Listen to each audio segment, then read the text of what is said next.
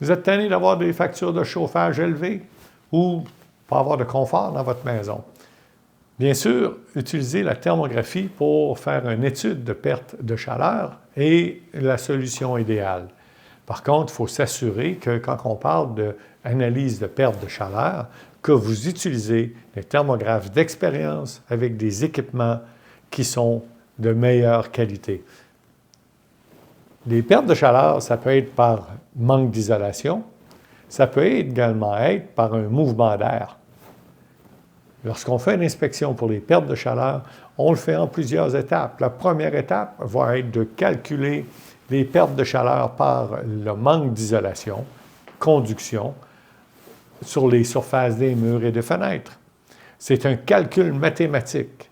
Ce n'est pas une opinion. Ce n'est pas parce que l'image, on voit du bleu que ce n'est pas correct. C'est vraiment des calculs mathématiques qui vont vous dire les endroits où ce qu'on a des problèmes de perte de chaleur par conduction anormale.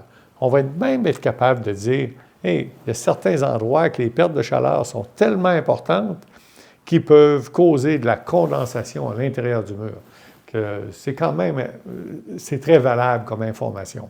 Après ça, utilisant une porte souffleur, on va recréer un vent sur toutes les façades de votre maison au même moment. De cette façon-là, on va être capable de voir les endroits où vous avez des infiltrations d'air, qui est souvent plus important que le manque d'isolation.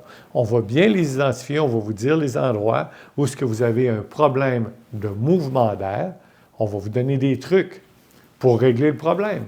C'est garanti que la méthode la meilleure, on va tout stripper à la maison et on va recommencer.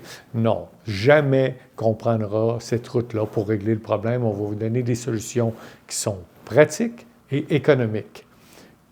On va vous donner vraiment les informations que vous avez besoin pour commencer à être capable d'épargner sur vos factures de chauffage. Merci.